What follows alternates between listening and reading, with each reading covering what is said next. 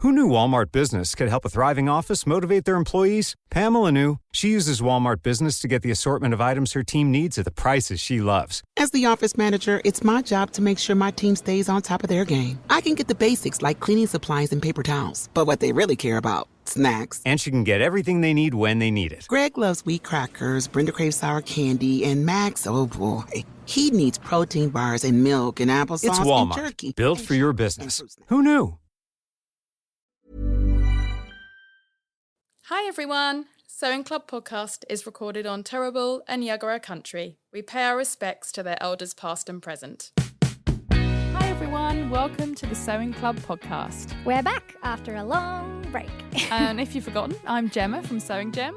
And I'm Kylie from Kylie and the Machine. So we have had a bit of a break, Kylie. Yes, Yeah, yes. We've been pretty busy, I guess. Sorry for not letting everyone know that we were going to take a break because it all just sort of happened. It happened. After all, the podcast is our passion project, our hobby on top of our normal business. And yeah, sometimes business gets in the way and the podcast gets the chop for a little bit, but we're back. We've always said how much we love doing the podcast. It brings us back to the sewing, but every now and again, I guess our businesses do sort of need a little bit more input, don't they? And we've both had sort of new aspects going on and that have needed a little bit more attention than perhaps before. Yes. Just to get things off the ground. I've started doing sewing lessons, which I'm Yay. loving, and that's great. But every lesson there's prep for the lesson, and each lesson is between 2 and 3 hours. So all of a sudden, all this time that I did have has been swallowed up, I guess, by that. So it's just getting the balance right now. Getting we're into our flow a little bit more, and we're keen to get back to doing some podcast episodes. Yes, I'm very keen to get back into it. We have had everything upturned since the changes with the tariffs. We spoke about that a couple of episodes ago.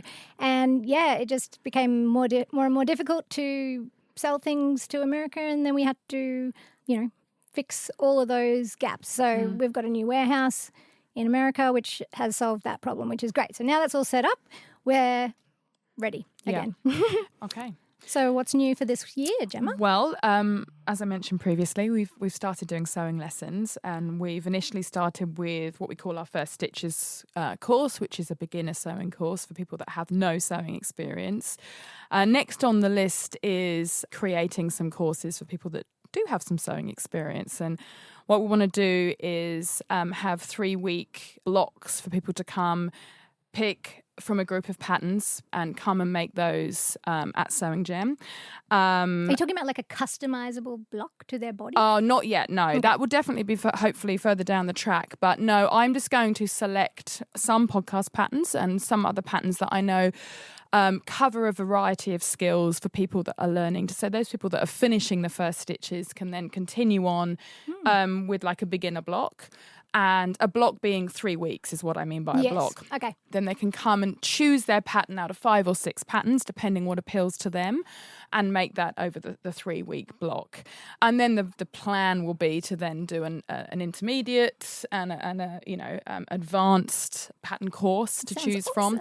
Not at the point where they'll be making their own patterns, but just sewing skills really at this point. That's going to be our plan for next year. Maybe even an alterations course, because so many people seem to ask me for alteration courses. They want to know how to hem their jeans and things like that. So there's lots going on behind the scenes at Sewing Gem. Keen to continue expanding out the lessons that we're able to offer. And how many people would you have in those? So they're quite small classes. We have space for 5, and 5 is a really good number because then we've got enough room for cutting out and sewing, and everyone has their own area.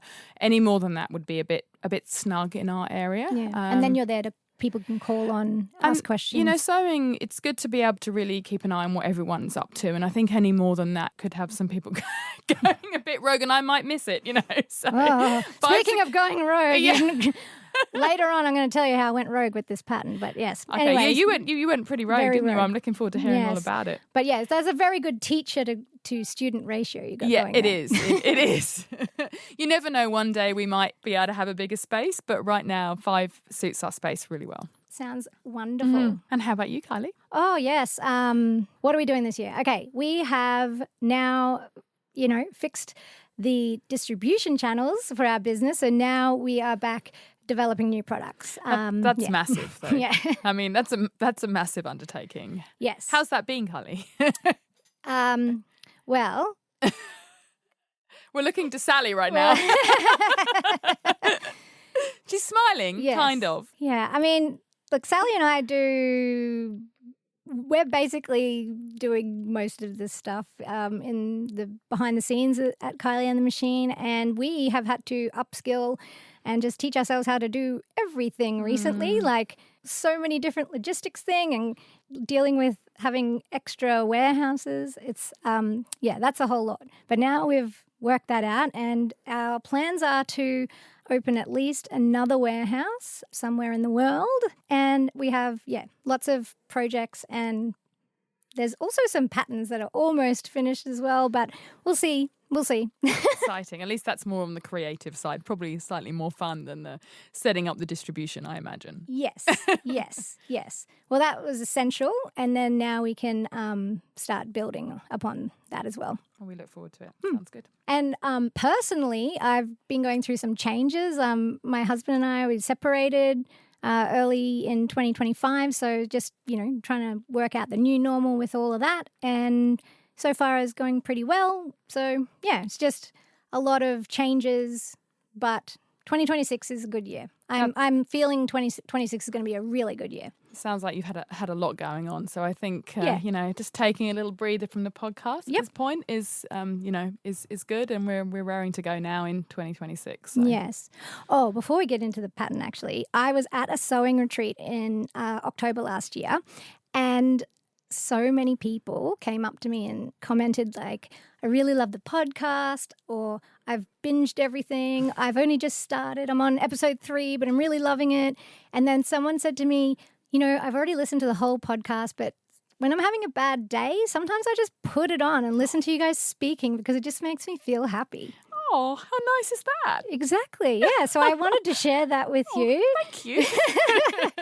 And thank you to everyone who is loving the podcast, and glad to be that for you if that's what you're listening for. We really appreciate that support. We really do. That means a lot. Yeah. And it's that makes us want to keep going as well. It sure does. Yeah.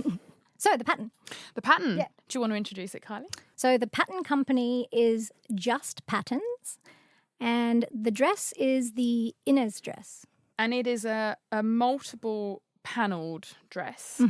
I think it's 13 panels with an invisible zipper at the back, very narrow shoulder straps. My feelings about this dress is that it just seems to fit every body beautifully because of the panels. I'm a big fan of these kind of dresses.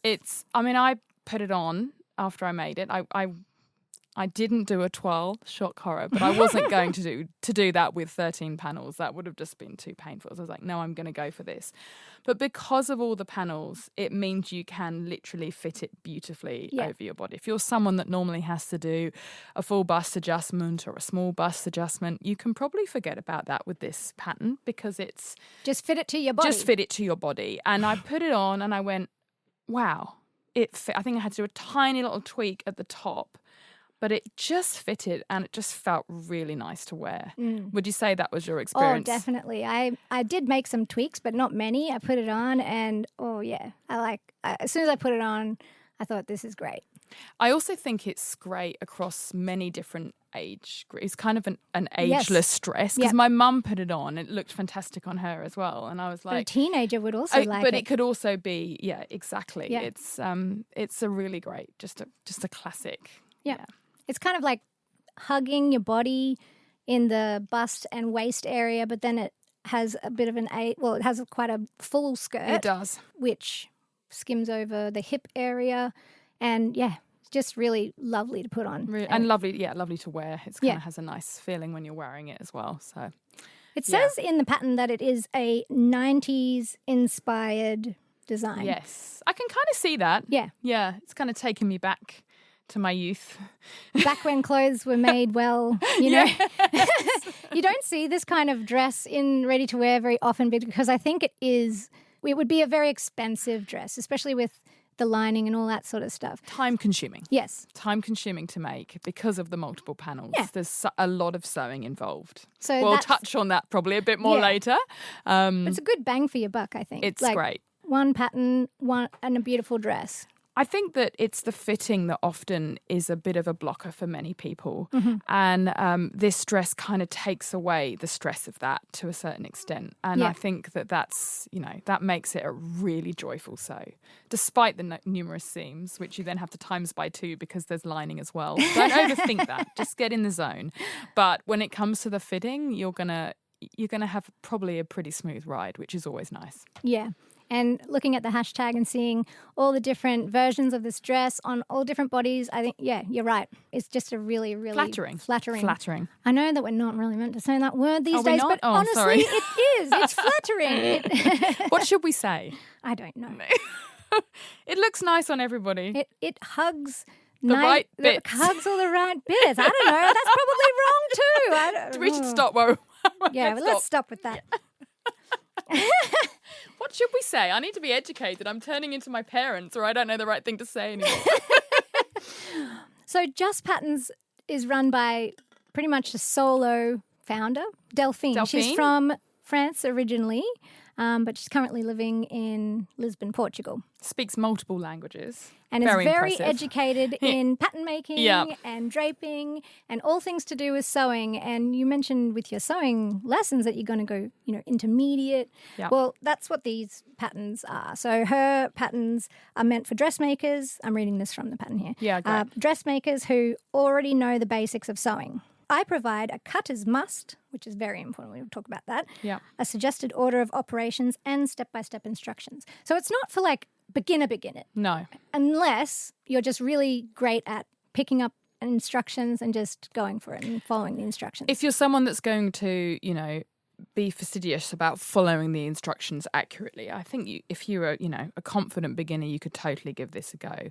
She very much made it clear that you cannot skip steps. Yes. Things like stabilizing the neckline on this dress. It's not going to sew well. It's not going to come together and fit well if you don't do those steps. I didn't do those steps. Kylie, you're so naughty. But because I went rogue, it didn't matter because I was doing.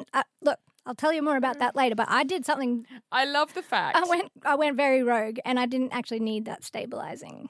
I love the fact that time and time again, I'm sitting here and I'm like, I've followed the instructions to the letter and I'm so boring. And you're like, I've gone rogue. I've done this. You're so much more creative. I love it. I love it.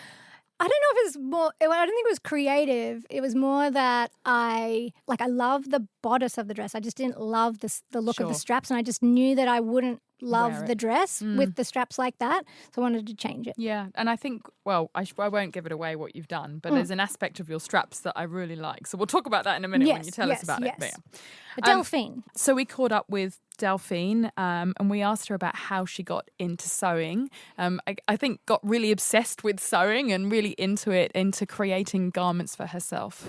Although I started sewing as a teen, this is not something that I decided to study or to make my job initially, probably for wrong reasons. But that is what I decided not to do. And I went to business school instead. But when I was posted for my job in New York, I learned about the opportunity to take evening classes and weekend classes and some concentrated classes during holiday breaks at the Fashion Institute of Technology at FIT. And I fell in love immediately with the atmosphere of fashion school, the fact that you had sewing homework, pattern making homework.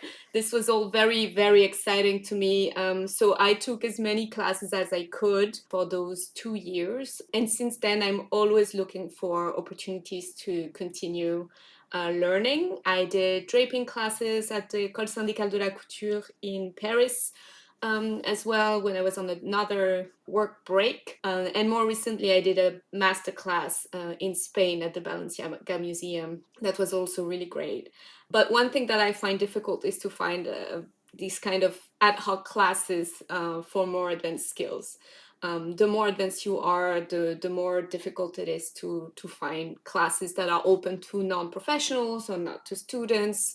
And that's really a shame, because I think there's a market to learn complicated things that are not necessarily couture, We don't all want to sew couture, but we would, I think a lot of us would enjoy maybe more advanced pattern making or more advanced grading or specializing in certain kinds of garments. That's always what I'm looking for. I have my eyes on a couple of trainings, but they are in Mexico. So that's not going to be tomorrow. Yeah, she's very passionate about learning and upskilling with her sewing, and it makes sense that this led her to creating Just Patterns. Absolutely. I think the pattern making is really key for her. I was always inspired by the clothes that I could see in magazines, on TV, in movies, in the stores. And at the time, 1999, the pattern offer was just not aligned with what was cool. I think it's actually now the patterns are all from 1999. But at the time, there was no indie pattern brands. Well, there were actually, but more directed at an older generation of sewists. There were no Russian pattern makers. There was not, this global community providing any pattern for any niche, for any taste, for almost any body type. So I wanted immediately to find the right patterns for the styles that I had in mind, and that never left. So fast forward maybe 15 years later, when I was on maternity leave, and I was in New York, so I had also access to basically all the resources that I could need to get that started. I started with a friend who I had met at FIT, who was working in the industry. And it was giving me a lot more strength to start maybe with somebody else also. So we started at two different people, Just Patterns, for styles that we love, to try to bring a little bit more complex patterns to the indie market. And then during COVID, we split up. So I stayed with Just Patterns and she continued her own sewing endeavors. That's really interesting. I'm really grateful that she did decide to offer her patterns to all of us. So Yeah. That's great. We often ask pattern makers to describe their style in 3 words, and this is what she said. In terms of clothes, I'm a bit of a minimalist. It's not that I don't like them, but I don't wear a lot of bright colors. I don't wear a lot of prints. I don't wear a lot of flimsy, flirty, fun, ruffly things. I like clean lines. I like very sometimes architectural or structural details. So I would say minimalist is one. Trendy, definitely. I'm constantly looking at what's coming up in fashion, in influencers, on runways, in the stores, what's going on and what inspires me and what I want to wear next. And then the kind of trends that resonate with me are the ones that are more anchored in classic lines, or that are reminiscent of certain silhouettes and maybe of the past. So I've always liked things that cinch the waist in a very new look, classic way. I also like classic tailoring. So these trends that are referencing kind of minimalist and classic looks, those are the ones that I go for. So minimalist, trendy, and classic would be my 3 words. We also wanted to know where the idea for the Ines dress came from, because it's really beautiful. Like most of the patterns, it's ready to wear that I've seen, and for weeks it stays stuck in my head. I try to follow on to my ideas very quickly because I have a very strong push of energy when the idea is here. And then if I wait too long, it kind of dwindles down and I move on to the next obsession. So this one, I saw a couple of similar dresses with a lot of these panels, and that really, with the cinched waist, with the very open neckline, I had some reference images from the 90s of this kind of very open, almost ballet neckline that I really liked. So it's a combination of these things. And when I started draping it on the dress form, I was struck. I needed to move it forward. I needed to wear it. And when I tried on the first toile, I almost immediately fell in love with it. I did so, and I posted it on my Instagram, just the toile. At that time, that's probably one of the most viral posts that I ever did. A 2-second video of me wearing a toile to say, look, I'm twirling in my toile. And yeah, so I think a lot of people like fell in love with that toile, and it really resonated because it's, it's summery, it's fun, it's flirty, makes you feel dressed up, but at the same time you are super comfortable. I think it makes a lot of people feel pretty, which is a reason for its success. Do you feel pretty when you put this dress on, Gemma? I think I do. I think I feel quite classic in it as well. It's a classic dress. That word keeps coming back to me. It is classic. When I put mine on, I was like, ooh, this is a bit sexy. Sexy. Because it just really fits good. Yeah, maybe mine doesn't fit as well as yours, Kylie. I don't feel sexy in mine. I feel classic. Well, I think it's the straps that makes it might feel be classic. And that's I think that was what I was not going for. Maybe I need more sexy in my life, do I? I know my husband would agree.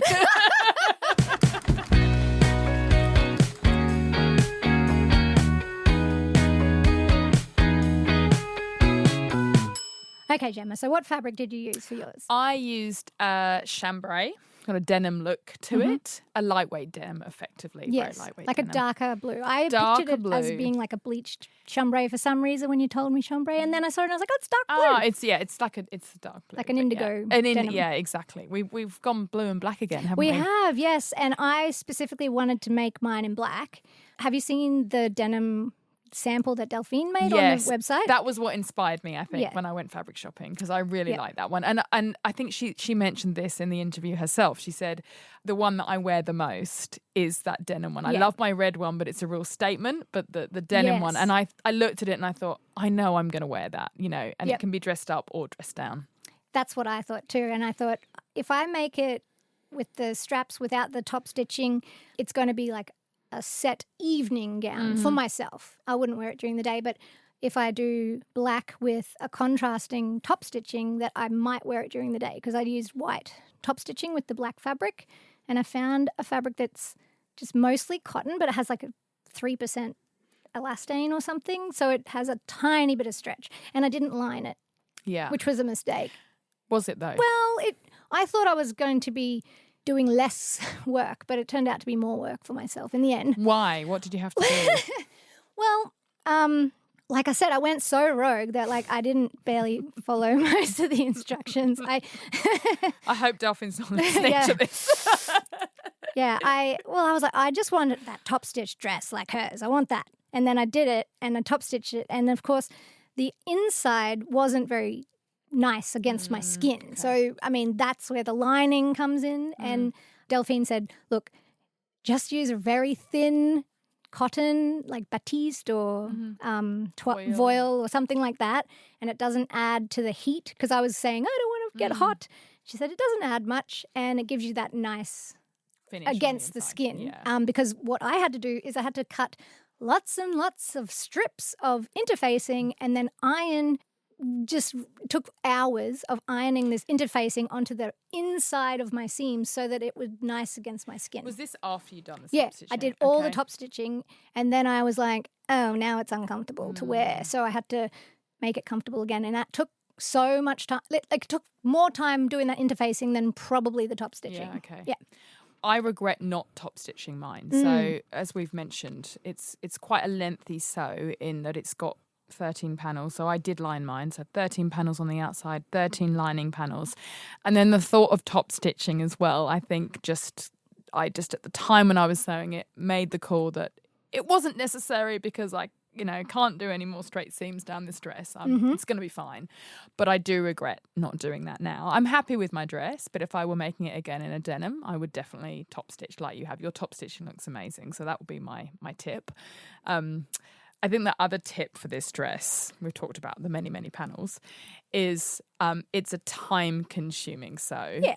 The cutting, the prep, before you even get to the sewing part, takes quite a long time. But worth it. But totally worth it. And then you're not going to have all the hassle on the fitting, which I think we've already mentioned. But you're actually saving time on the fitting because of the many panels. Yes. So just, get a good podcast like this one.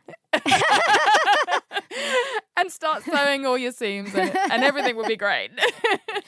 That's great advice. And if I will give bit of advice then, and something that I did actually do, is do not skip those notches. Yeah. Mark the notches on those panels. I think her pattern pieces are really well marked, aren't They they? are. They are. She's made it so that you can't accidentally put the wrong panels together because she's marked the notches in alternate positions so that when you go to construct the dress, if you've done the notches, you'll know that you're about to do the wrong thing. And it saved me a couple of times. What saved me, actually, because you have got all these multiple panels and they're all numbered, I definitely would advise doing something around marking which is which. So I actually just had like the Scotch magic tape and I taped all of them and put a number on them. And then I just made sure I had a space. Like I was actually away on a sewing weekend with my mum when I made this, which was great because I had no kid interruptions or anything like that. And so I laid everything out on the bed,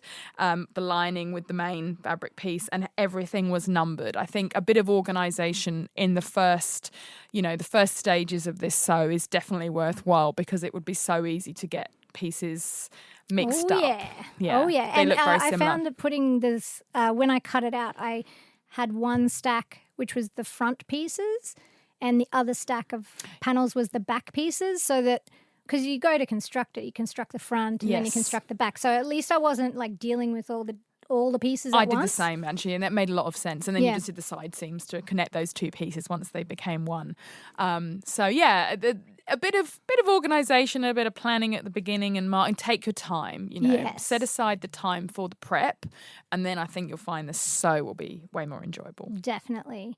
And I feel like Delphine would like us to mention that she really wanted to design this dress with no centre front seam. Yes, that was quite key, wasn't it? Yeah. She did not want a seam down the front. So the front panel is cut on the fold. Yeah, which saved us one seam. We didn't have to sew, so there we go. But there is a centre back seam, and of course there's an invisible zipper, but it's just one other skill, one other technique. Yeah. And she does have a few video instructions that you can look at on her YouTube, especially for the strap. The strap. That was the bit that she identified. The two things she said is the fact that, you have to be, it's pretty time consuming. We talked about that a lot, the panels. But the other tricky bit is probably the very narrow straps. And she said she had a video for that, I think, on her YouTube. So go take a look at that. That will probably help if you're not sure when you read the instructions, what you exactly need to do. Or do what Kylie did. And cut it off.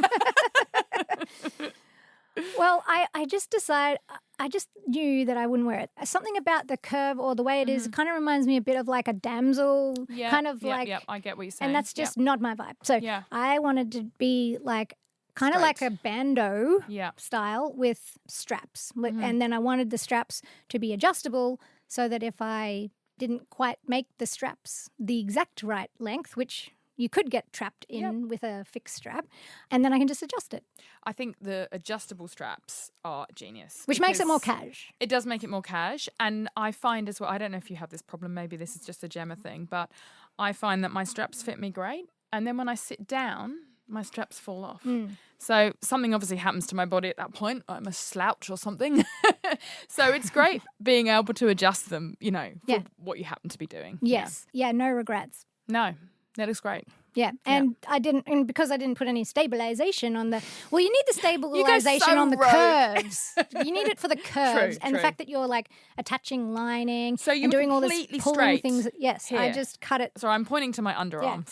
Yeah. I just went like this. Oh, and I made a facing, and it was just serendipitous that I had been making the trousers again. So this is See, I've been re-sewing some sewing club patterns, and I cut out the trouser, and I had the waistband piece in my hand, and I thought, this actually looks like it might be the right shape to be the facing for this dress, and it just happened to be perfect. Wow. What are the chances? I don't know. It was like, it just all happened, and then it worked out. So it wasn't, I didn't have to draft anything, but it was kind of like a curved waistband, so a little bit of a curve, and then it just fit. I love the fact that you made it out of a fabric with a little bit of stretch in it as well, because I'm almost tempted to go back and do that and get that really you can get that slightly tighter fit if the fabric's got a little bit more give in it. Yes. I think that's a really good idea. Yeah. I might steal that. But line it. Yeah, I will. You think you're saving yourself some steps, but you're not.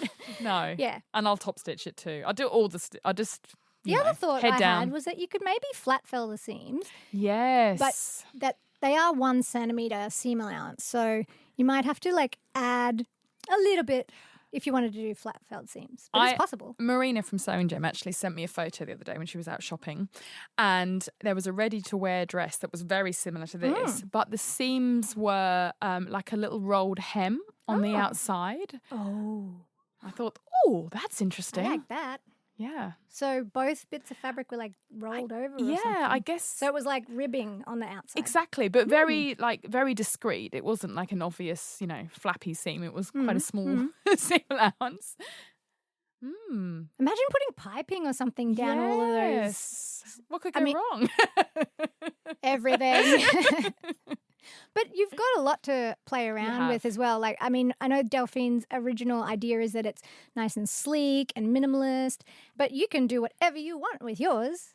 I think the other thing we should probably mention is the fact that the pattern is actually drafted for people that are 5'5" in height, which I didn't actually realise when I cut my pattern. So I think if I made it again, I would just lengthen my bodice very slightly, because my mum is actually shorter than me, and she was like, "Oh, Gemma, I think it fits me better. Maybe I should have this." I was like, no, hang on a minute. So that's what I'll do next time. But it's good if you are on, 5'5" or on the smaller side. The pattern is going to be a good fit for you as well. It's 1.65 There you go. Which is that's pretty much like 5. So I'm 160 or something. Yeah. So I took 5 centimeters or 2 inches or whatever, something like that, out of each. But, you have to do a lot of... Yeah, there's a lot of panels. Yeah. So I cut out all the panels and then I adjusted them all. Yeah. And then if you did lining, you'd have to do that with the lining as well. Yeah. But then once it's done... It's done. You've got a classic And then the dress. other thing about adjusting is that I didn't do the overlocking on the individual panel pieces before I constructed it, because... didn't make a toile and wanted to put it on and sort of fit it. And then I realized that I got it so perfect and I want to make another one, except I'd made the adjustments on the fabric and not on the pattern. So, yeah. But you were making the adjustments on a fabric with a little bit of stretch. True. So you might want to leave the pattern pieces as they are and fit depending on the fabric. That is very good advice, because I might have made it too small if I had done it like that. Exactly right. So I think I would just be inclined to leave it as is and then fit each time depending on how much give there is in the actual fabric. You heard it here first. Yeah. Speaking of fabric, though, yes, the choices are, not endless, but... It feels like you could go lots of ways with this dress, and Delphine actually spoke about that. Who knew Walmart Business could help a thriving office motivate their employees? Pamela knew. She uses Walmart Business to get the assortment of items her team needs at the prices she loves. As the office manager, it's my job to make sure my team stays on top of their game. I can get the basics like cleaning supplies and paper towels, but what they really care about, snacks. And she can get everything they need when they need it. Greg loves wheat crackers, Brenda craves sour candy, and Max, oh boy, he needs protein bars and milk and applesauce It's and Walmart, turkey. built for your business. Who knew? Best fabric was always linen, right? That's my favorite fabric for Ines. The denim, it came after, and it ends up being the version that I wear the most. Maybe also because my linen version is red and calls a lot of attention on itself. But the denim version, honestly, is super easy to work with, as long as you don't pick a denim that is not too thick. This is not like trousers material, right? This is more like a denim shirt kind of weight that you want to look for. But for me, it's super easy to make and it's super versatile. It goes with everything. You can decide to top stitch it or not top stitch it. It will go with everything.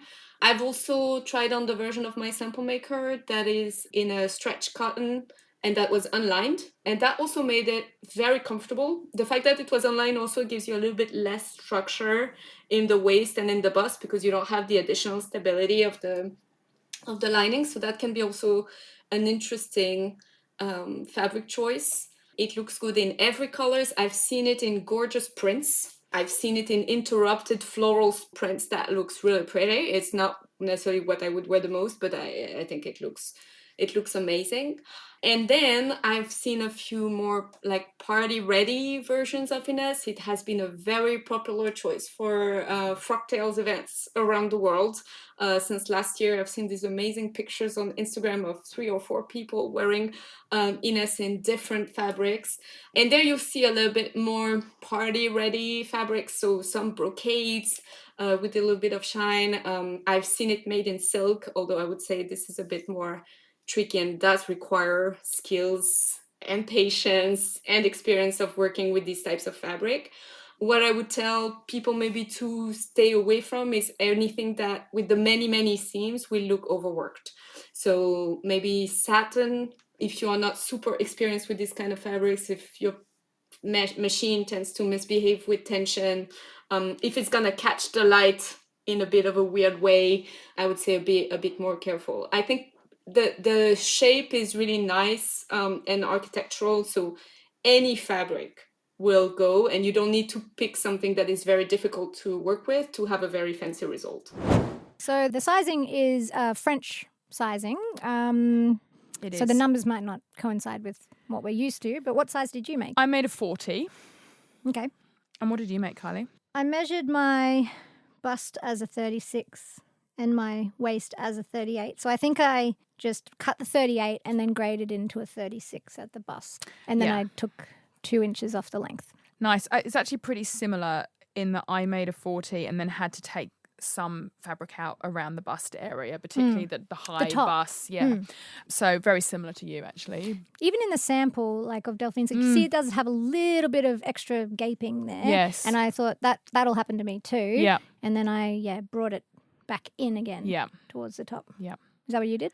Yeah, I just kind of pinched out the excess at the top. Yeah. Tightened those seams up at the top. I tried mine on inside out, which is the best thing that I could have done. Firstly, I put the zip in and then zipped it Same. up, and then I could see where did I need to take out any excess. And that was so easy, and I could do it myself. It wasn't like I needed another person to help me either. It was really good. Yeah, I did exactly the same. Put the zip in, put it on, inside out, and you could just pinch out exactly, what needed to come out, and it worked really well. Yeah. Easy. I The think most anyone easy could do dress to fit, Yeah. honestly. Yeah. Just need pins. Pins and 2 And a hands. mirror. And a mirror.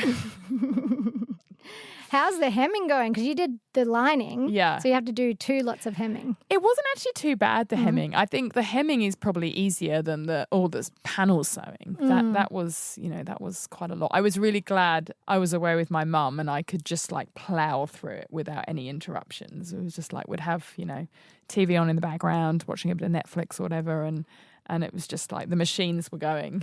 Yeah. could churn it out, so it worked well. Yeah, I think, you're right. If you do all the preparation in the beginning, you mark all the notches, you mark the right side, wrong side, all that sort of stuff. The rest of the sewing is fairly smooth, and you could just, put on a podcast or something to watch, because it is mostly just straight lines. I mean, slightly curved, but just straight stitch sewing in long lines. Yeah. And then if you do top stitching, you do a lot of long line stitching.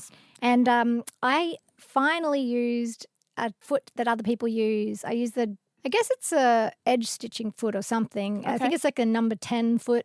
Is this Benina? Yeah. And I've never used it before, but it does give you it kind of has a guide that helps you get Ooh, I need this. the straight. It comes with the machine. It's like one of the ones that comes with it, but it's probably one that you don't use. I'll have to. It's got like a little. I need a guide, visual of like, this. It's got like that. It's like the foot's there, and it's got a thing. Has it got like that. a little red mark on it and it's clear plastic? I know the one you mean. No, not plastic. Not clear? It's like a metal thing like that, like Okay. an edge guide. Can you send me a photo later Yes, so I can yeah. make sure I know which one you're talking about? And I used that for the first line so Yeah. that it was exactly the right space away from the seam.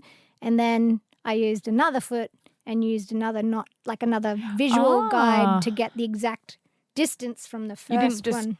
turn it around? No. Okay. Like I did all of the first line stitching Ooh. and then I changed the foot and I did all the second line stitching. And I'm very happy with how straight and even it all is. Amazing. Because when you're having you're using a contrast thread like you were, white on black, it needs to be perfect. I usually just eyeball it, but I thought I'm going to try this because I think I just wanted to switch off a little bit and not have to be like stressing about it, and it just made it a lot more smooth. And would you do it again if you were top stitching? Highly recommend. Yeah. Okay. All right. I need to dig this foot out, clearly. Yeah, I mean, top stitching is not difficult. It's just time consuming. But the thing is, you just need to get the right stitch length and just testing the thread with the stitch length and all that sort of stuff. Do that on a scrap. And then once you're happy with the stitch length, it's about deciding what you're going to line it up with, right? Because you want them all to be uniform. And making sure that you've pressed your seams open nicely on the back so it's all laying flat. Well, I didn't press mine open because I looked at Delphine's sample and I feel like they're not pressed open there. I think it looks like they're pressed to one side. Yeah, because I didn't overlock the edges. Right. And then I put it on and I did all the adjustments and then I just overlocked them together and pushed them to the side that works where too. I was going to do the top stitching. I was going to say how much I was grateful for the great pattern making. Things like the fact the length of the lining is marked on the actual pattern piece. So I think that made... Again, it comes back to spending a lot of time with the prep, making sure that your lining is shorter than your main pieces. It makes the actual sewing way easier. Yeah. And how did you find the strap? Because I know that she mentioned that's a kind of a trickier part because it's quite narrow. Tell me about that. I didn't experience it. I actually found it quite fiddly, if I'm honest, because they are very narrow. I don't know if mine somehow ended up more narrow than they should have been, but mine were very narrow. And so in the end, I did as much as I could by how she describes in the instructions, like pulling through and sewing it.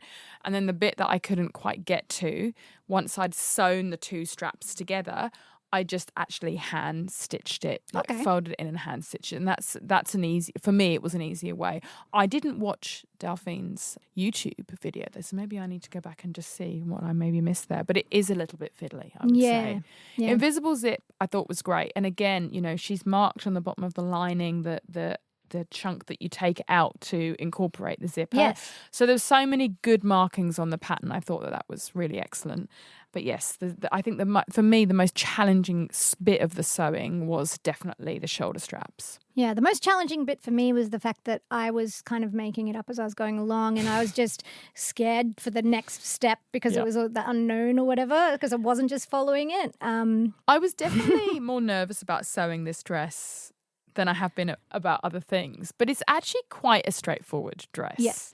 I think it was just all the panels or something and I was like, oh, and the straps and everything. But I think just the instructions are well written and there's other resources. So, I mean, you can go rogue like Carly and not follow the instructions or just take them step by step and you should be good. Well, there is a page here which is order of construction, which is if you don't need to follow the instructions, it just has do this first, then do that, then do that, then do that. And if you're more experienced, maybe that's all you need. Yeah, and absolutely. And it has the seam allowance at the side of each step on that page. Clever.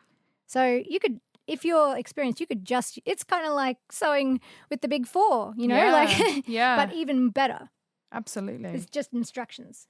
Do this, do that, do that. So it's good. I like that. Yeah. If you don't want to print out the whole book or you don't want to be on, iPad or something like that when you're sewing. And I'm actually thinking if you were using like a lighter fabric and then you were doing a lining, I mean, unless your fabric's really fraying, why do you need to overlock them all?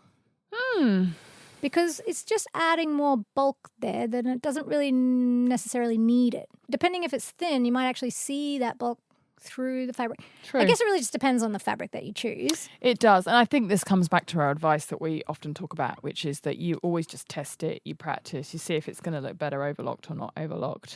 Maybe the skirt, I mean, if you think about it, you'd normally overlock the seams on a skirt, wouldn't you? Yeah.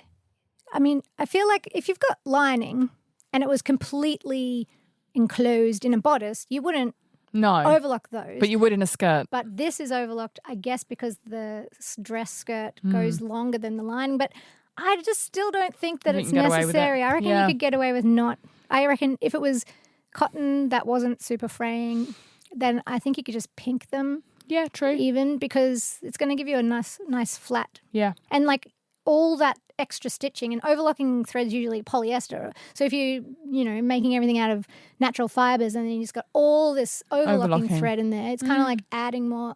polyester that you might not want in the dress. True. I don't know. True. No, That's that's just a fair point. personal thing. Yeah, Don't blame me if you don't overlock your thing and it's fraying and everything like that. All Kylie's fault. I haven't tested it. Did you use a label? I did. A classic, because it was a classic dress, obviously. I keep saying that. Handmade, rainbow handmade. Okay. Yeah. How about you? Yes, I used one of our new labels. Ooh. And it is very poignant because my cat was obsessed with this black fabric and would not leave it alone as I'm trying to sew. And the label says, "My cat helped me make this." Oh, really? That's so cute. I love it. Help. Yeah, well, I understand. Yeah, my cat helped me make this.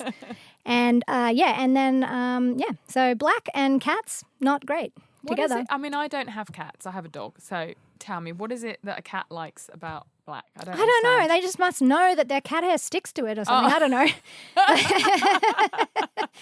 Or maybe I don't really care if they try and help me with other things. And it's just like, get off the black. Is it just black? No, they probably like all the fabrics. It's just Okay. that I But was you getting noticed it frustrated on the black because of the hair. Yeah, and Got I'd you. leave it sort of like on my sewing table and then I'd come back to do some more and there's just this, I could tell they've been sitting on it again. Okay. Yeah. I understand. So yeah, that's their version of helping. One other thing that we talked to Delphine about, and I'd said that I put my strapless bra on and then I fitted it, but she did mention that ideally if you can fit it so you don't wear a bra, Yep. even better. And I think if you're, if you do have a bigger bust, this is where I think perhaps having a fabric with a little bit of stretch in it and a bit of a tighter fit would actually work really, really well. And there are 2 size ranges and Yes. they are drafted for the 34 to 46 range is drafted with a B cup and then the 46 to 60 range is drafted with like a double D. Yep. Although it's not a hard and fast rule, it's just the way that the dress forms are that she drapes for. Yeah, exactly. And, coming back to the fact that this dress is you're not having to do any bust adjustments really or anything like that. So it's going to be fairly straightforward for fitting anyway. So just pick the one that's going to be closest to your measurements. If in doubt, cut the bigger size and then just, put it on inside out, like we said, and pin the seams and... Yeah. I definitely recommend putting it on, trying it on, seeing if there's any gaping and make those adjustments before you maybe put the lining on. Yeah. Just be very gentle with it. The key thing is making sure that you're not going to stretch out that neckline, isn't it? Because that's the bit that has a tendency to stretch out. So if you are going to do that, which we advise, just make sure you have stabilised, stay stitched, whatever you've done. Make sure you're really gentle with it when you do that. You sell that stuff, hey? Yes, I do. I like to make my own. It's great. You can just cut strips of interfacing as well. Yeah, you can either cut strips of interfacing and then actually sew a line through the interfacing and then iron that on. Yeah. Or you can buy it pre-made, which is a lot quicker. Yeah, quicker. But you can just cut strips. I mean, it's not like you need a vast amount for the top of that dress, really. No, just a couple not as much as I needed to put all the seams. Yeah. To enclose those seams at the back. Will you make it with lining if you make it again? Oh, yes. Yeah. Yes, definitely. It's still pretty time consuming, the lining though. Yeah, but I think that I've learned from my mistakes. Okay.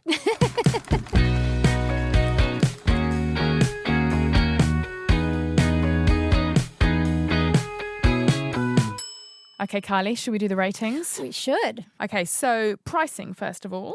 Okay, it's $26, so that's, mid-range, right? Mid-range, yep, $2 signs. $2 signs. And that's for the PDF, isn't it? Yeah, I don't think she does printed patterns. I don't think so. Yeah.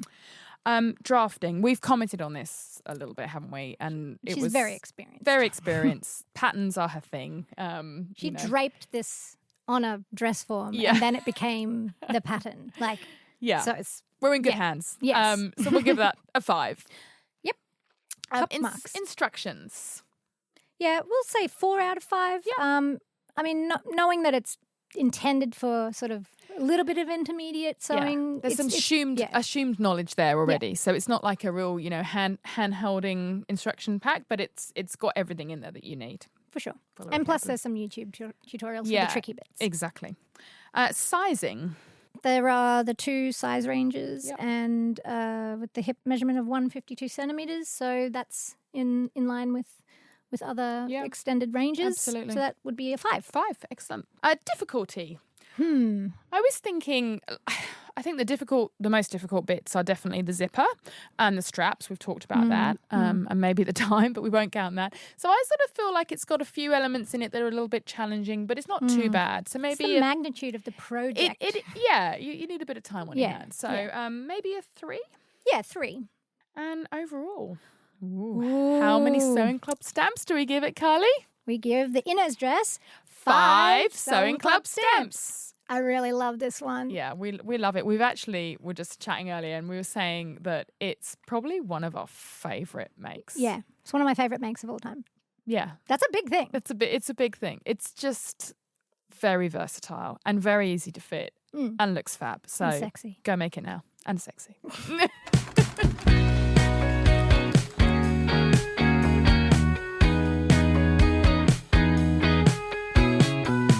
Hello, Sally. Oh my God. It's getting better and better. I just need to be really drawn out every single time. What are we doing next month? Yeah. Well, this next month is you can kind of just decide what you want to do. Like, let's talk about tips. Let's talk about things happening in the sewing community. Just a nice chat. What are you going to do? I'm going to do some sewing of my choice. Wow. Do you know what it's going to be yet? Yeah, I've got a lot of things cut out that haven't been sewn together yet. What about you?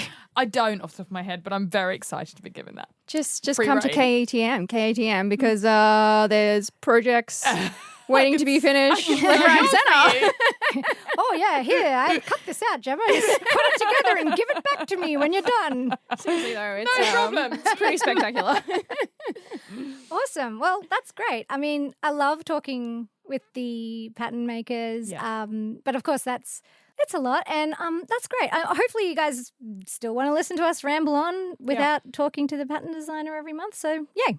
I think there's a lot that goes in before we get to the recording point of each of our podcasts. We have to make the actual thing. We have to interview the pattern maker, which we love. But there's a lot of scheduling, a lot of admin that goes on behind the scenes, a lot of sewing that goes on behind the scenes. So photo shoot, blog post, social media, all of that. And we'd like to bring out more episodes so that you can keep listening. I think we want to keep the flow going. So we're going to alternate, aren't we, between a sort of, what's going on in the sewing world, what are we sewing, what's happening, any sewing tips that we might have recently acquired and we might want to share with you, and then also making our patterns and speaking to our wonderful pattern designers as well. Feels more sustainable for us I as think so. business owners. After all, the podcast it's our passion project. It is. I keep saying that. But it's so true. It's not our money-making project. It's something we do for fun and love. It's like our other hobby. But keep the good feedback coming or any feedback. Yeah, absolutely. We don't tend to get any. Unless I run into people in real life. But nice, though. Nice feedback, please. Yeah, well, I mean, is anybody out there? Yeah. I'm sure they are there. I hope they're listening. So thanks so much for listening, everyone. We would love it if you could join our Facebook group, the Sewing Club Podcast Community, where we can share our makes and tips and tricks along the way. And we have an Instagram as well, which is sewingclub.podcast. We have feedback forms attached to that. You can see our garments in the wild. We post videos there, and we love hearing all the feedback, so keep it coming. We'd love it if you could subscribe, rate, review the podcast. All of that helps to get this podcast to as many people as possible. Till next time. Till next time.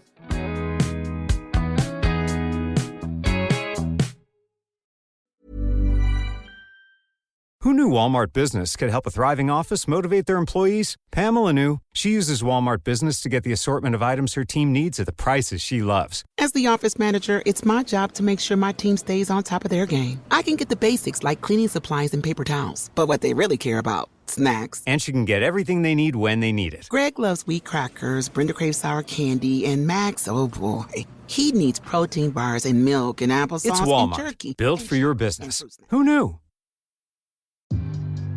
When she said I don't dance now, I make money moves, that was a mission statement for a whole new generation. Respect, but that's not the Mount Rushmore. Listen, cash rules everything around me.